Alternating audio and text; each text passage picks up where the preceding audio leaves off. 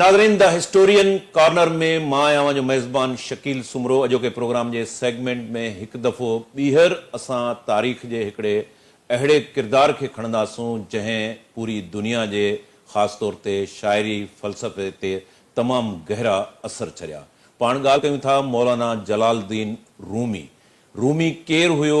शम्स तबरेज़ जो जॾहिं नालो अचे थो पियो त शम्स तबरेज़ ऐं मौलाना रूमी जे विच में कहिड़ो तालुक़ु हुयो, उनजी निजी ज़िंदगी, उनखां सवाइ मसनवी, रूमी, शाइरी ऐं फ़लसफ़े, उन सभिनी पासनि ते असां ॻाल्हाईंदासूं। अॼोके प्रोग्राम में असांखे जॉइन कयो आहे डॉक्टर करीम ख्वाजा साहब।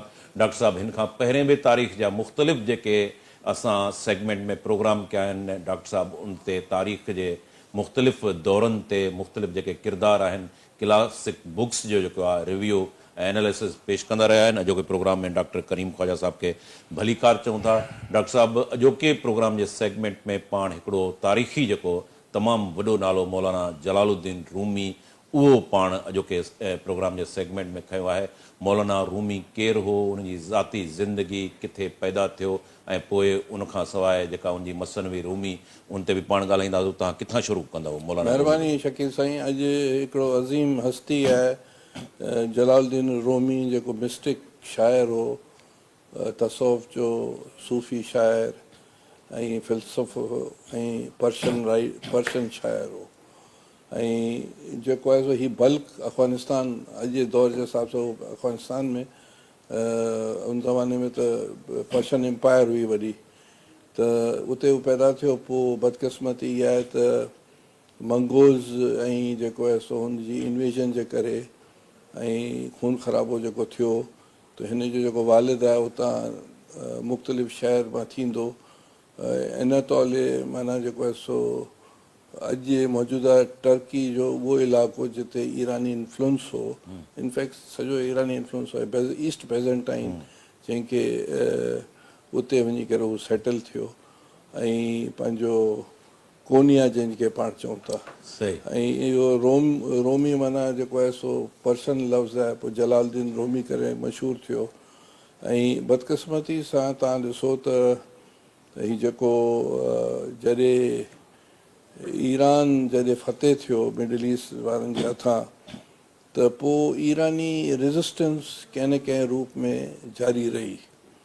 ईरान में तव्हां जेके बि शाइर तव्हां उन वक़्त जा ॾिसो या फ़िलासफ़र ॾिसो, हुनमें रूमी हुजे, हुनमें फिरदौसी हुजे, हुनमें बायज़ीद बस्तामी हुजे, हुनमें सादी हुजे, हुनमें पंहिंजो सादी शिराज़ी हुजे, हुनमें फिरदौसी हुजे, जामी हुजे, उमर ख़याम हुजे, इहे सभु ऐं मंसूर ऐं सरमद बि इन इलाइक़े जा। इहे बि पंहिंजो मंसूर त पर्शियन हो ऐं पंहिंजो इहे सभु हुननि विढ़ी त कोन पिया सघनि, पर हुन पंहिंजी शाइरी ऐं पंहिंजी जेको से लिखत में ईरानी इन्फ्लुएंस ऐं ईरानी असरु छॾियो ऐं उन्हनि पंहिंजी कल्चर ऐं सिविलाइज़ेशन खे सर्वाइव कयो। ईरानी नेशनलिस्ट जेके आहिनि उहे चवंदा आहिनि त असांखे मिडल ईस्ट, मंगोल ऐं टर्की, जेको टर्की बि त सेंट्रल एशिया जा हुआ, पर मंगोल नस्ल जा हुआ, उन्हनि जेको सो ईरान खे तहस नहस कयो, सिविलाइज़ेशन तहस नहस कई ऐं एलेक्जेंडर द ग्रेट कयो। त इहे चारि जे लाइ ईरानीज़ जेके आहिनि या पर्शियन्स आहिनि, उहे सुठी राय कोन रखंदा हुआ शुरू खां वठी करे। त हीउ जलालुद्दीन रूमी जेको आहे सो बल्क में पैदा थियो, कोनिया में अची करे हुन ज़िंदगी बसर कई। 30 सेप्टेम्बर ते पैदा थियो 1207 में ऐं 17 डिसेंबर 1273 में हुनजो इंतकाल थियो, माना 13th सेंचुरी हुई। ऐं हीउ जेको आहे सो हुनजे वालिद साहब जो जेको सो मदरसो हो, हुनजी वफ़ात खां पोइ रोमी हुनजो इंचार्ज थियो। ऐं रोमी जेको आहे सो तमामु जीनियस हो ऐं माण्हू स्टूडेंट्स खे पढ़ाईंदो हो, मुख़्तलिफ़ इलाइक़नि जा माण्हू ईंदा हुआ। ऐं पोइ जेको आहे सो हिन जी ज़िंदगी में शम्स तबरेज़ ईंदो आहे। माना रोमी 37 साल जो हूंदो आहे ऐं शम्स तबरेज़ जेको आहे सो 60 साल जो हूंदो आहे। शम्स तबरेज़ किथां जो हुयो? वो पर्शा जो हो। अच्छा, हाणे ॻाल्हि इहो कोनिया में अचे थो, उते मुलाक़ात थिए थी। बकौल किताबनि जे त हुनखे इशारो थींदो आहे त तूं हिन पासे रोमी या कोनिया वारे इलाइक़े में वञ, उते ही वेंदो आहे ऐं इहो बिज़नेसमैन करे किथे चौराहे ते रहंदो आहे, उते ई रोमी ईंदो आहे, हुनजो इनकाउंटर थींदो आहे, उहो क्वेश्चन्स पुछा कंदो आहे ऐं उहो क्वेश्चन्स जा जवाब रोमी ॾींदो आहे। पर पोइ 40 ॾींहं ताईं उहे बयाबान में वेंदा आहिनि या हिकिड़े हंधि वेही रहंदा आहिनि, मुख़्तलिफ़ चीज़नि जा डिस्कशन थींदा आहिनि। ऐं रोमी जेको मौलाना जेको रोमी ऐं दीवाने शम्स तबरेज़ जेको आहे उहो इहो रोमी उन खां पोइ लिखियो आहे। उन खां पहिरीं हू हिकिड़ो मदरसे जो में पढ़ाईंदो हो, जेके बि चीज़ूं पढ़ाईंदो हो, त उन खां पोइ जॾहिं शम्स तबरेज़ सां मिलियो त उन खां पोइ हुन में जेको आहे सो इलाही चीज़ुनि में तब्दील आयो। हीअ बेसिकली जेको सेक्युलर या ॿिए लफ़्ज़नि में टॉलरेंट ऐं पैंथिज़म ऐं जेको रोमी जेको छा इहो शम्स तबरेज़ लाइ चवणु आहे त हू सॼी माना मुख़्तलिफ़ हंधनि ते सीरिया हुजे, जेके हुन वक़्तु मिडिल ईस्ट जा जेके इलाइक़ा हुजनि ऐं पंहिंजो हीउ पाण पारस जो हो ऐं मुख़्तलिफ़ हंधि हुन ट्रैवल कया। त जॾहिं हुन ट्रैवल कया त मुख़्तलिफ़ इल्म या मुख़्तलिफ़ चीज़ूं आहिनि। छा जो सूफ़ीज़म तसौफ़ त हाणे जी पैदावार कान्हे, त हज़ारनि सालनि खां आहिनि। सही। ऐं मुख़्तलिफ़ इलाइक़नि में जॾहिं मज़हब कोन आया हुआ, जॾहिं इंसानु जेको आहे सो डेवलप पियो थियो, अॼु खां 10,000 साल पहिरीं 15,000 साल पहिरीं, त हू जेको मेडिटेट कंदो हो, सोचींदो हो, पोइ उहो डांस जी सूरत में हुजे, ॻाइण जी सूरत में हुजे, सोच जी सूरत में हुजे, ॾिसण सां जेको सो लुत्फ़ अंदेज़ प्लेजर फील कंदो हो। त इहो त इंसाननि में शुरू खां आहे। ऐं जेके इब्राहिमिक रिलीजन आहिनि उन्हनि में बि मिस्टिज़म आहे, अहिड़े नमूने हिंदू धर्म में बि आहे, सिख धर्म में बि आहे, ज़ोरास्टर्स पारसियुनि में बि आहे ऐं जैन मत में बि आहे ऐं कन्फ्यूशियस धर्म में बि आहे। त इहे का नई ॻाल्हि कान्हे। पर हाणे जॾहिं रोमी जॾहिं हिन में जेको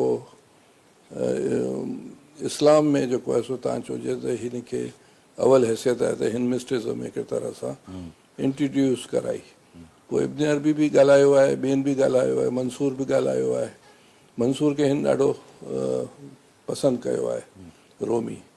त हाणे हिते हिकिड़ो सुवाल त शम्स तबरेज़ जी जेका आहे मुलाक़ात खां अॻु में मौलाना रूमी जेको आहे उनजे फ़िक्र में मुलाक़ात खां पोइ कहिड़ियूं तब्दीलियूं आयूं, उहो छा रिलीजियस वधीक थाट्स रखंदड़ शम्स तबरेज़ जीअं तव्हां चओ त पूरी दुनिया में उहो तमामु घणो सेक्युलर हुयो, उनखां पोइ उनजी फ़िक्री लिहाज़ खां उनजी शाइरी में तब्दीलियूं कहिड़ियूं आयूं? ॾिसो, हीउ जेको हनफिया फ़िक्र सां तालुक़ु रखंदड़ हो रोमी, पर जॾहिं शम्स तबरेज़ सां जॾहिं मिले थो त हू जेको आहे सो पैंथिज़म ते हुनजो टोटल जेका मुंहिंजी शाइरी आहे, जेका मूं किताब रेफर कया आहिनि रोमी जा, या लतीफ़ साईं खे बि रेफर कयो आहे शाह जो रिसालो ऐं मसनवी रोम जो रोशनी में। त लतीफ़ साईं बि मसनवी रूमी पाण सां गॾु रखंदो, जिते वेंदो उते ही मसनवी ॿी शयूं बि रखंदो, पर मसनवी बि रखंदो हो। गुरबख्शाणी ऐं कल्याण आडवाणी खे मूं स्टडी कयो, उनमें बि रोमी जा इन्फ्लुएंसिस आहिनि टोटल। चाहे लतीफ़ साईं त इलाही पोइ थो पैदा थिए। त मतिलबु चवण जो आहे त हीअ जॾहिं शम्स तबरेज़ जेको हिनजो मैनेटर हो, हिन सोच जो जेको आहे सो ॾिसो न, उन खां पोइ तव्हां ॾिसो त हीअ जेको रोमी में जेका मसलन जेको आहे सो वायलिंग दरवेश माना इहो डांस जेको आहे, इहो बि जेको आहे सो रोमी स्टार्ट कयो। मेडिटेशन जो या मुराक़बे जो कसम, रूमी जो रक्स जेको चवंदा आहिनि, music and dance spiritual discipline, समा हुनमें जेके फ्लूट्स वधंदियूं आहिनि, म्यूज़िक वधंदा आहिनि। त हाणे इहे सभु चीज़ूं त रोमी जे करे चीज़ूं ठहियूं। ऐं पोइ तव्हां उनजा असरात बर सगीर में, सिंध में, पंजाब में, हर जॻह, अफ़गानिस्तान में, ईरान में, उहे इहे इन्फ्लुएंसिस तव्हांखे नज़र ईंदा त हिननि जेके बुनियाद परस्त जेके स्कूल ऑफ थॉट्स हुआ या जेके सख़्तु गीर हुआ उनखे उन नफ़ी कई। हाणे इहो चवंदा आहिनि त मसनवी जी हिकिड़ो शेर आहे त हीउ जेको क़ुरान हीउ मसनवी जेको आहे सो पहलवी ज़बान में क़ुरान शरीफ़ आहे। अहिड़े नमूने हिकिड़ो शेर बि आहे हुनजो। त त मक़सदु आहे त हू जेके हुन जेके शाइरी कई आहे या जेके हाणे मिसाल जे तौर ते हिन दीवान शम्स तबरेज़ में 40,000 जेके शेर आहिनि, 3,000 गज़ल्स आहिनि। अहिड़े नमूने मसनवी जेको आहे उनमें रोमी में तव्हां ॾिसंदो त उनमें राउंड अबाउट 50,000 लाइन्स आहिनि, 25,000 शेर आहिनि। त पंहिंजो क़ुरान इन पर्शन चवंदा आहिनि। त मक़सदु आहे त हुनमें जीअं हाणे हीअ आहे, हीअ किताबु आहे जंहिंमें the Rumi book 155 stories fables आहिनि। माना हू जेको आहे सो किसा कहाणियूं ॿुधाए करे माण्हुनि खे सबक़ु थो ॾिए मॉरलिटी जो ऐं सुठो इंसानु थियण जो, पैंथिज़म जो। ऐं मिसाल जे तौर ते हुनजो जेको स्टार्ट जेको थिए थो उनजी 2 ॻाल्हियूं ज़रूरु चवंदुसि। मिसाल हू जेको सो ईअं चए थो त फ्लूट माना जेका बांसुरी आहे, जॾहिं बांसुरी वॼंदी आहे हू चए थो त हीअ बांसुरी त असुलु बांसुरी त कोन्हे, हीअ जंगल में कंहिं वण जो हिसो हूंदी आहे, उनखे हू बांसुरी ठाहींदा आहिनि। जॾहिं बांसुरी वॼंदी आहे त बांसुरी पाण रोअंदी आहे त यार आउं हिते जो त कोन आहियां, मूंखे ज़ोरी वठी आया आहिनि। हिन में माण्हू लुत्फ़ अंदोज़ था थियनि, पंहिंजो गम इज़हार था कनि बांसुरी जी सूरत में। पर मुंहिंजे आउं हिते जी त कान आहियां, मूंखे त मुंहिंजो हुतां किथां वण मां आयो आहियां। त हू हिकिड़ो मैसेज आहे पैंथिज़म जो हिते बि। ॿिए पासे वहदतुल वजूद जेके चऊं या हमें उस्त चऊं, ॿिए पासे हू जेको पाणी जो कतिरो जेको समुंड मां निकिरे थो भाप जी सूरत में क्लाउड में वञे थो ऐं पोइ वसे थो ऐं पोइ वरी मुख़्तलिफ़ जॻहनि ते वञे थो। पर असुलु त हू समुंड जो हिसो आहे। पोइ दरिया खां थींदो समुंड में अचे थो। त हीअ 2 मैसेजिस आहिनि जेके तव्हांखे सम्झाइण लाइ चवंदुसि त हू पैंथिज़म जो हमें उस जो मैसेज थो ॾिए खुलम खुला। अच्छा डॉक्टर साहब, ऐं उन मैसेज में इहो आहे त जेके बि जेके रोमी जी जेका शाइरी आहे उनमें हर इंसान जे लाइ शाइरी आहे। उन तव्हां शाइरी में तव्हां इब्राहिमिक रिलीजन जो तव्हांखे ज़िक्र ईंदो, हज़रत मूसा जो, हज़रत मोहम्मद सल्लल्लाहु अलैहि वसल्लम जो ज़िक्र ईंदो, तव्हांखे जेको आहे सो हज़रत ईसा जो उनमें जेको आहे सो ज़िक्र ईंदो, तव्हांखे ज़ोरास्टर जो ईंदो। त हुन जेको आहे सो शाइरी में हिंदू धर्म जो बि ज़िक्र ईंदो। हिन पंहिंजी शाइरी में हर इंसान खे हिकिड़े काइनात जो हिसो करे हुन हिकिड़ो लव ऐं अफेक्शन उनजो मैसेज ॾिनी आहे।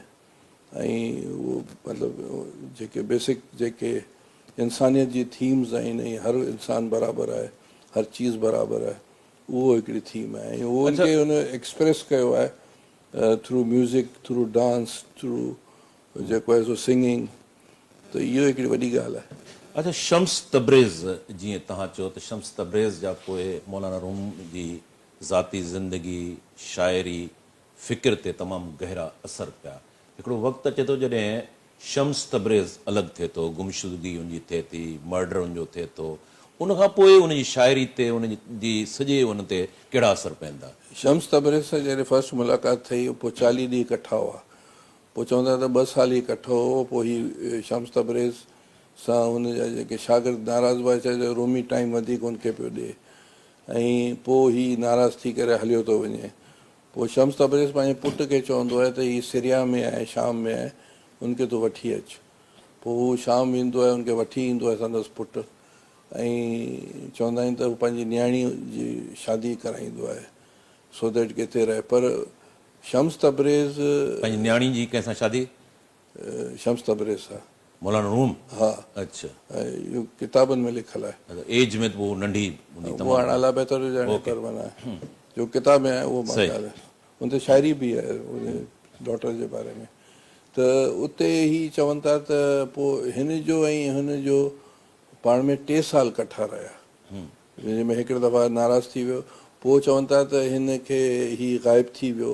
के चवनि था त हिन खे संदसि ॿिए पुटु क़तलु कयो, के चवनि था त हिन सां माण्हू नाराज़ थी विया त रोमी वधीक टाइम हुनखे पियो ॾिए, पर शम्स तबरे जो चवणु आहे त आउं हिन खां अलॻि थी वञा जेतिरो जल्द, छो जो हिन पाण वधीक मेच्योरिटी अचे।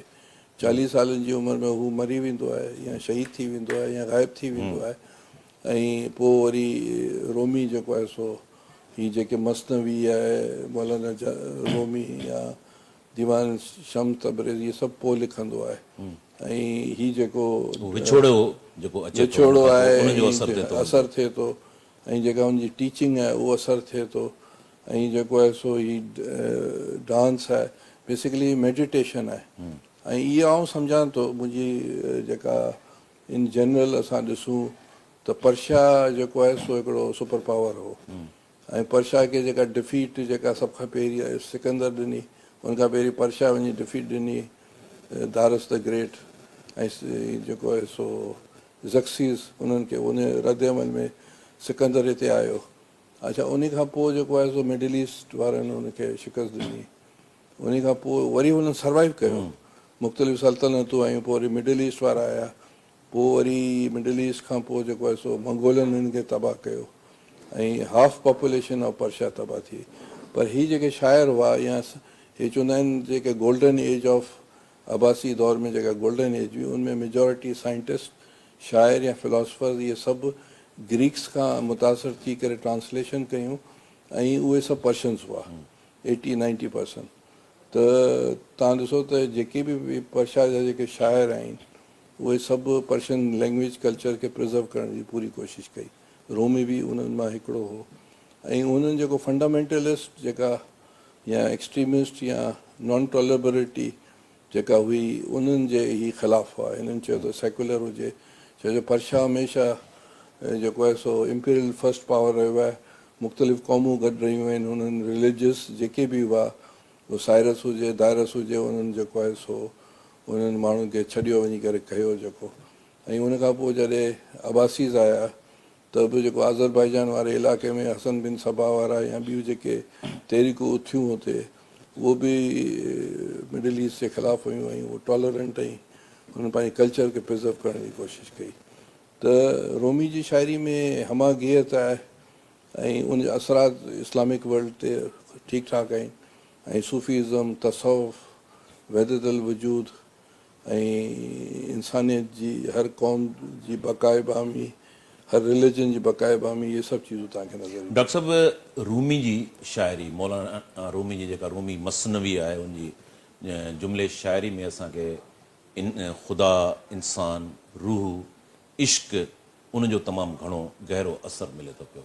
ख़ासि तौर ते जेको उनजो इश्क हुयो, उनमें शाइरी में केतिरी अहमियत आहे, उनखे इश्क त ॾिसो न, लतीफ़ जी शाइरी सॼी इश्क जी शाइरी आहे। ऐं पहिरीं दौर में इश्क सां मुराद ख़ुदा खां इश्क हो, ऐं मोहबत, इश्क, गुम थियणु, उनखे उन्हनि इश्क ख़ुदा सां तशबीह ॾिनी आहे।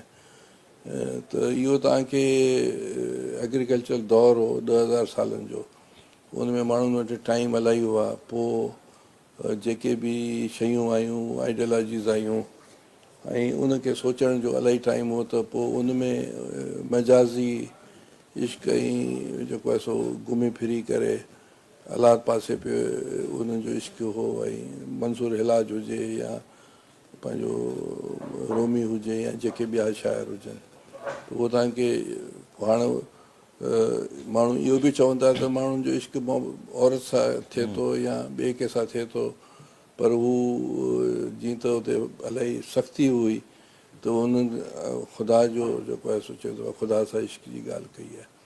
पर हाणे हिन ते इलाही डिबेट्स थियनि पियूं। ऐं डॉक्टर साहब, जीअं तव्हां सुठो हिकिड़ो मिसाल ॾिनो समुंड जो, त समुंड में जेके बुखारात आहिनि, एवोपरेशन थिए थी पई, वरी साॻियो पाणी दरियानि जी सूरत में वरी समुंड सां अची मिले थो। ईअं रूमी जो जेको रक़्स आहे, उन रक़्स में बि पाण ॾिसूं था त उहो हिकिड़े ई माण्हू खां रक़्स शुरू थिए थो, पोइ वरी कसरत में वञे थो, ऐं वरी फिरी साॻिए हिकिड़ी हुन में अचे थो। त तव्हांजो माना रूमी जो उनजो चवणु आहे त मजाज़ मां हिकिड़ो प्रोसेस थिए थो, ऐं पोइ हक़ीक़त में वञी करे वरी उन में साॻी हिकिड़ाई में अचे थो। ॾिसो न, हीअ जेके बि आहिनि पर्शियन्स फिलोसफर्स ऐं पर्शियन राइटर्स, इन्हनि जो इहो चवणु आहे त जेके ग्रीक्स जेके साइंटिस्ट हुआ, उहे असांखां इंस्पायर थी करे पोइ ग्रीक में इंस्पायरेशन थी।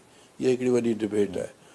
त हीउ जेको रूमी जो जेको डांस आहे इहो क्लॉक वाइज़ आहे ऐं इन मां इहो शो थो थिए की यूनिवर्स ईअं फिरे थो, माना जेको दुनिया आहे उहो क्लॉक वाइज़ मूवमेंट थी करे यूनिवर्स जे साम्हूं, ऐं इहो जेको आहे सो हिकिड़े तरह सां तशबी ॾिए थी त इंसान जेको आहे सो यूनिवर्स जो हिसो आहे ऐं इंसान जेको आहे सो यूनिवर्स आहे, यूनिवर्स इंसान आहे, अहिड़े तरह सां।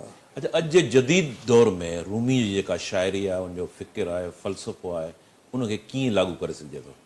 ॾिसो, टॉलरेंस जी ॻाल्हि था हू कनि, सेक्युलरिज़म जी ॻाल्हि था कनि, ऐं जेको आहे सो ऑर्गेनाइज़ जेको आहे सो धर्म या ऑर्गेनाइज़ रिलीजन जी इन्हनि वटि का उहो शाइरी में अहमियत कान्हे। उन्हनि वटि जेका अहमियत आहे त इंसानियत जी बक़ाए बाइमी, सभिनी इंसाननि जो मोहबत आपस में करणु, ऐं जेको आहे सो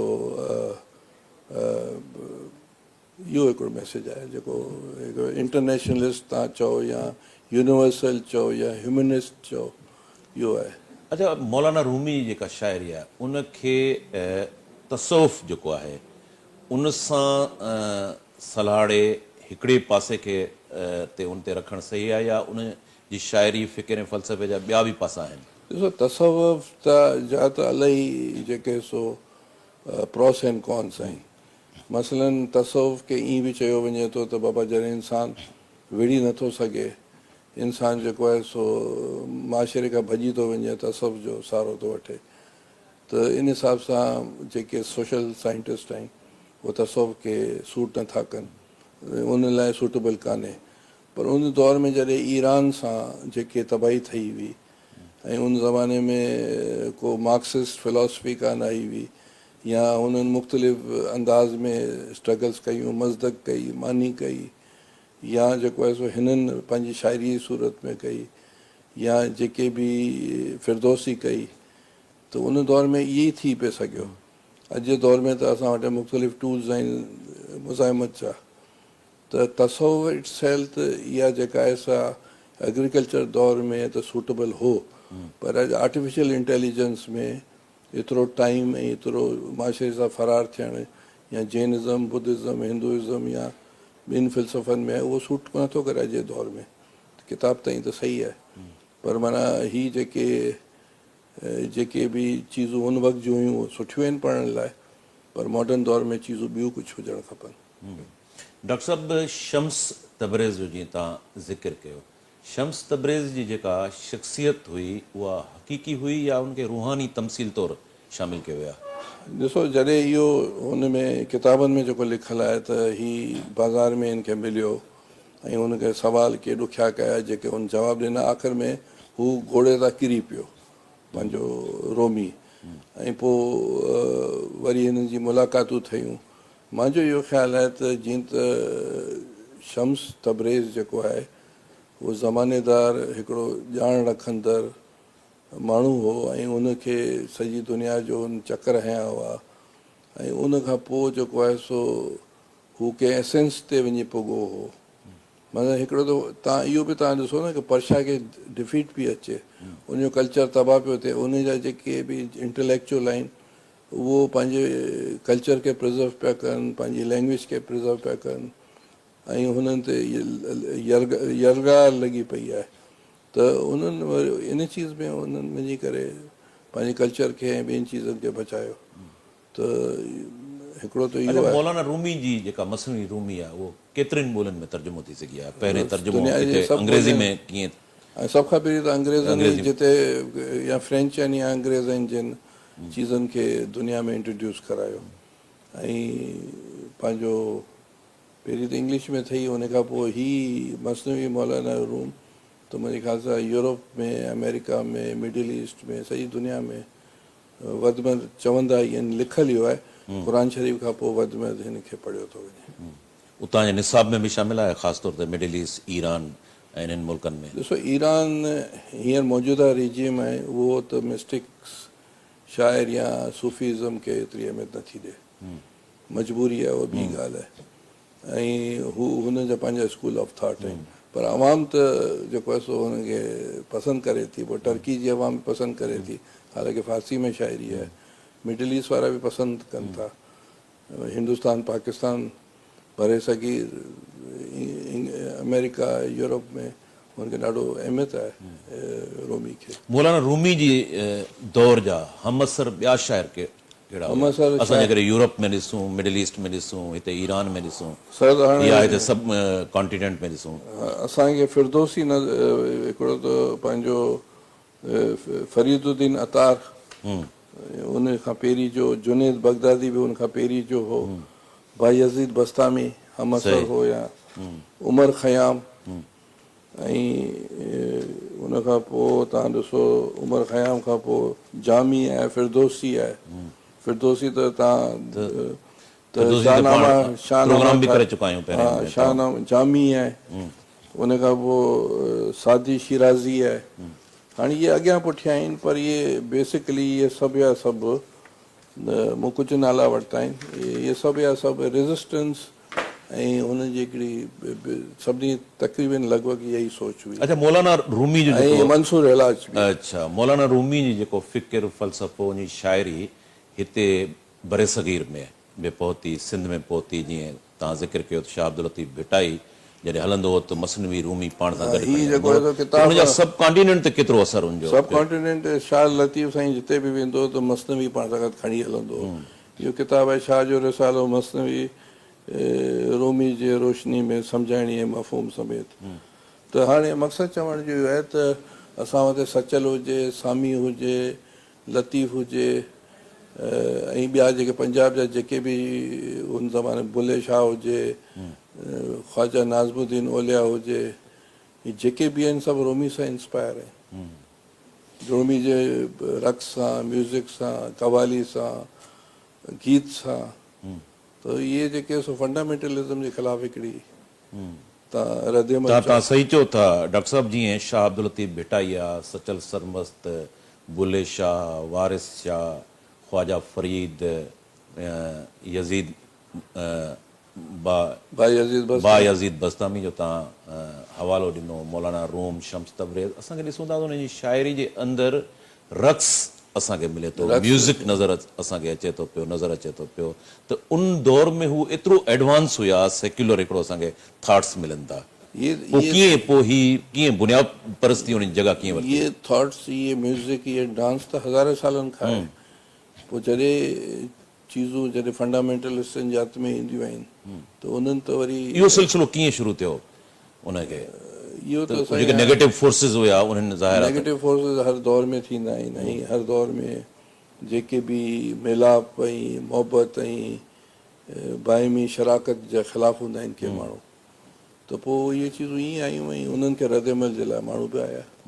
लास्ट क्वेश्चन मौलाना रूमी जी ऐं ख़ासि तौर ते जेको शम्स तबरेज़ जो उन ते असरु हुयो, उनजो जेकॾहिं पाण कंक्लूजन करे हिकिड़ो मैसेज ॾियणु चाहियूं पंहिंजे ॾिसंदड़नि खे, त उहो तव्हां उनजी पूरी शाइरी जो मैसेज कहिड़ो आहे? जेको मैसेज आहे कि टॉलरेंट ऐं बर्दाश्त ऐं एतिराम, मोहबत ऐं जेको आहे सो बाइमी यकजहती, ऐं जेको आहे सो सेकुलर माशरो हुजे जंहिंमें हर इंसान खे, औरत मर्द खे वधण जो ऐं तरक़ी करण जो ऐं पंहिंजी पसंदि जी चीज़ूं करण जो उनखे हक़ु हुजे। महिरबानी डॉक्टर करीम ख्वाजा साहब। डॉक्टर साहब अॼोके प्रोग्राम जे सेगमेंट में मौलाना जलालुद्दीन रूमी जी जेका शाइरी आहे, उनजो फ़िलसफ़ो, उनजो फ़िक्र ऐं उन सां गॾोगॾु शम्स तबरेज़ जो जेको उनजी ज़ाती ज़िंदगी शाइरी ते जेको असरु हुयो, उन जा मुख़्तलिफ़ पासा जेके आहिनि उनजो एनालिसिस पेश कयो। असांजी कोशिशि हूंदी जेके ईंदड़ प्रोग्राम आहिनि उन्हनि में बि तारीख़ जा मुख़्तलिफ़ जेके किरदार आहिनि ऐं ख़ासि तौर ते जेके क्लासिकल बुक्स आहिनि, असां उनजो रिव्यू पेश कंदा रहंदासूं। हिते पंहिंजे मेज़बान शकील सुमरो खे इजाज़त ॾींदा ईंदड़ प्रोग्राम ताईं अल्लाह भाई।